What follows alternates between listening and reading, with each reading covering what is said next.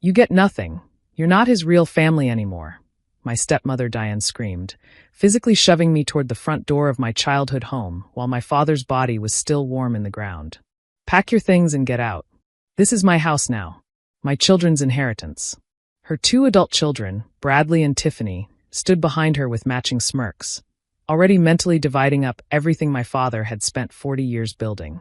What none of them knew, what I'd kept secret since my father had told me 6 months before his death, was that the estate they were so eager to claim didn't exist in the way they imagined. The funeral had been 2 hours ago. My father, William Preston, had died of pancreatic cancer at 67, a brutal, fast disease that had taken him from diagnosis to death in 8 months. I'd flown home from Seattle the moment I'd learned, taking leave from my architecture firm to spend his final months by his side. Diane had resented my presence from day one. She'd married my father 12 years ago, when I was 22 and already living across the country. I'd never warmed to her. She was cold, calculating, and transparently interested in my father's money. But Dad had been lonely after my mother's death, and Diane had been charming enough to fool him. Or so I'd thought. In the final weeks of his life, Dad had revealed a different story. I've always known what she was, he'd told me during one of our last conversations, his voice weak, but his mind still sharp. I married her because I was tired of being alone. I gave her a comfortable life. But I never forgot who my real family was. What do you mean? There's a trust, sweetheart. Set up years ago, before I even met Diane. Everything important is in that trust. The house, the investments, the business shares. Diane doesn't know about it. Neither do her children. Why are you telling me this now? Because I want you to be prepared. After I'm gone, she'll try to push you out. She'll claim everything is hers. Let her believe it. Let her make her move. And then let the lawyers handle the rest. Dad, that sounds like a trap. He'd smiled. The same mischievous smile I remembered from my childhood. It's not a trap. It's justice. Diane has spent 12 years treating you like an outsider in your own family. She spent my money on her children while barely acknowledging your existence. She's earned what's coming. What about Bradley and Tiffany? They're not responsible for their mother's behavior. They're 32 and 28 years old. Old enough to have treated you with basic human decency. They chose not to. They chose to follow their mother's lead. Choices have consequences. I'd tried to argue, but Dad had been firm. The trust was irrevocable. The terms were set. All I had to do was wait. Now, 3 days after the funeral, standing on the sidewalk with a suitcase containing everything Diane had allowed me to take, I was still waiting. My phone buzzed. A text from my best friend, Maya, who'd flown in for the funeral and was staying at a nearby hotel. Are you okay? What happened? Got thrown out. Diane claimed everything. I'm coming to you. That bitch. Want me to go back there and fight her? No. Just wait. Dad had a plan. The call from the estate lawyer came 3 days later. I was sitting in Maya's hotel room, eating takeout and trying not to think about how empty my life had become. My father was gone. My childhood home was occupied by people who hated me. Every memory of my mother, my childhood, my family, all of it was in that house, and I wasn't allowed to touch any of it. Then my phone rang. Ms. Preston? This is Lawrence Caldwell from Caldwell and Associates. I was your father's attorney. Yes, Mr. Caldwell. I remember you from the funeral. I need to inform you that I've just concluded a very interesting conversation with Mrs. Preston, your stepmother. She contacted me expecting to discuss the probate of your father's estate. And I had to explain to her that there is no estate to probate. Not in the way she was expecting. I felt a grim satisfaction settle in my chest.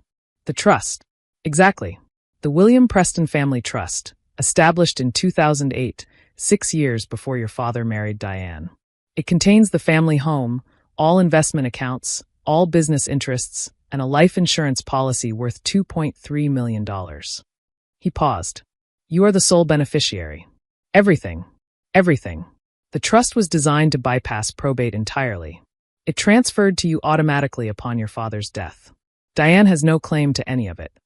What about the house? She's living there right now. She threw me out. She's living in your house. Illegally, I might add, since she has no ownership rights. I've already begun the process of formal notification. She has 30 days to vacate. She's going to fight this. She's welcome to try. The trust is ironclad. I drafted it myself, and your father reviewed it annually to ensure there were no vulnerabilities. Diane was never added as a beneficiary, never given any rights to trust assets. She was specifically excluded, with documentation explaining why. Documentation. Your father kept records. Receipts, bank statements, emails. Evidence of how Diane spent money on her children while excluding you from family events. Evidence of verbal abuse you suffered during visits. Evidence of her attempts to convince him to change his will in her favor. Lawrence's voice softened. He saw everything, Ms. Preston. He just chose to handle it in his own way. I was crying now, tears of grief and relief, and the overwhelming realization that my father had been protecting me all along. What do I do now? Nothing for the moment. I'll handle the legal notifications. Diane will receive formal notice that she's residing in a property she doesn't own. She'll have the opportunity to remove her belongings peacefully. If she refuses, we'll proceed with eviction. And Bradley and Tiffany? They have no claim to anything. They were never your father's legal children. He never adopted them, never included them in any estate planning. Whatever they expected to inherit doesn't exist. Diane called me 4 hours later. This is a mistake, she said, her voice tight with barely controlled fury. A clerical error. William would never have left everything to you. It's not a mistake, Diane. Dad set up the trust years before he met you. I'm the sole beneficiary. I've always been the sole beneficiary. You manipulated him. In his final months, when he was weak and confused. The trust was established in 2008. You married Dad in 2012. How could I have manipulated something that existed for years before you were even in the picture? Silence. This isn't fair, she finally said, her voice cracking. I was his wife for 12 years. I took care of him. I managed his household. You spent his money on your children while telling me I wasn't welcome at holidays. You redecorated my childhood room and threw away my mother's things without asking. You convinced Dad to skip my wedding because it was too far to travel, then took Bradley and Tiffany to Europe that same month. That's not. Dad kept records, Diane.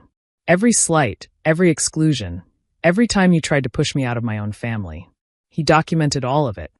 He was going to change the trust. He promised me. He said after he retired, he would add me as a beneficiary. He said a lot of things, but he never changed the trust. Not once in 12 years. What does that tell you? She hung up. The eviction process took 6 weeks. Diane fought it, of course. She hired lawyers, filed motions, claimed that the trust was invalid, that my father had been coerced, that she had verbal agreements that superseded the written documentation. None of it worked. Lawrence Caldwell dismantled every argument with methodical precision. The trust was valid. The documentation was comprehensive. My father's mental competency had been evaluated regularly during his final years, specifically to prevent these kinds of challenges. In the end, Diane had no choice but to leave. I wasn't there when she moved out. I didn't want to witness it, didn't want to see the hatred in her eyes or give her the satisfaction of a confrontation. Lawrence handled everything, arranging for her to remove her personal belongings under legal supervision. When it was over, I drove to the house alone. It looked smaller than I remembered. The garden my mother had planted was overgrown. The paint was peeling in places. 12 years of Diane's neglect had taken their toll. But it was still my home. I walked through the rooms slowly, touching walls and door frames, remembering. Here was where Dad had taught me to play piano. There was where Mom and I had baked cookies every Christmas. This was the window seat where I'd spent countless hours reading. Most of Mom's things were gone. Diane had thrown them away years ago. But in the attic, I found boxes Dad had secretly saved. Photo albums. My mother's wedding dress. The quilts my grandmother had made. He'd protected these things the same way he'd protected me.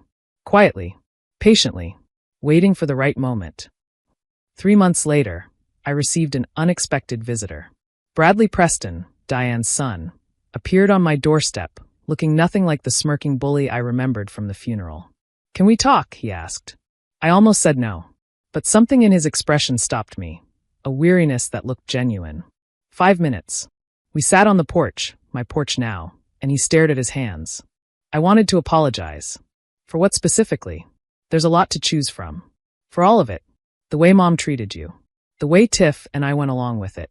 The funeral, when we just stood there while she threw you out. He looked up. I'm not asking for forgiveness. I know I don't deserve it. I just wanted you to know that I'm sorry. Why now? Because I've had 3 months to think about it. About who I've been. About what we did. He paused. Mom always said your dad was going to take care of us. That we were his real family now, and you were just a leftover from his old life. I believed her because it was easier than questioning anything. And now I realize that your dad saw exactly who we were. He watched us treat you like garbage for 12 years, and he made his choice. Bradley's voice cracked slightly. We earned this. I know that, but I still wanted to say I'm sorry. I studied him. This man who'd been complicit in my exclusion, who'd benefited from his mother's manipulation, who'd stood by while I was thrown out of my own home. Where's Diane now? Living with Tiffany. They're still trying to find ways to challenge the trust. And you? I got an apartment. I'm working at a warehouse. Starting over. He almost smiled. It's humbling. But maybe I needed humbling. I thought about my father's letter. About justice and consequences. About the difference between punishment and accountability. I'm not going to say everything's okay, I said finally. It's not. What you and your family did hurt me deeply. I know, but I appreciate you coming here. That took courage. He nodded and stood to leave. Bradley? He turned. If you're serious about changing, don't just apologize. Be different. That's the only thing that matters. I'm trying. Then keep trying. A year later, I hosted Thanksgiving at the house. I'd spent months restoring it. The garden, the paint, the rooms that Diane had altered beyond recognition. I'd hung my mother's photos back on the walls and displayed my grandmother's quilts. I'd made it mine again. Maya came, along with other friends who'd become my chosen family. We cooked together, laughed together, and raised glasses to absent loved ones who'd shaped who we became. After dinner, I walked alone to my father's study. His desk was still there, along with his books and the chess set he'd taught me to play on. I opened the drawer where I kept his final letter, the one Lawrence had given me after the trust was settled. Dear sweetheart, if you're reading this, then I'm gone, and the plan worked. I hope you're not too angry with me for keeping secrets. I hope you understand why I did things the way I did. I saw how Diane treated you. I saw the hurt she caused. I could have divorced her, but by then I was already sick, and I didn't want to spend my final years in legal battles. I chose a different path, one that would protect you and hold her accountable at the same time. The house is yours now. The money is yours. But more than that, I hope you know how much you were loved. You were always my real family. The only family that mattered. Take care of yourself. Live a beautiful life. And remember, you were never the outsider. You were always the one who belonged. Love forever. Dad. I folded the letter carefully and returned it to the drawer. Diane had screamed that I wasn't real family. That I deserved nothing. But my father had known the truth all along. And in the end, his love had been the only inheritance that truly mattered.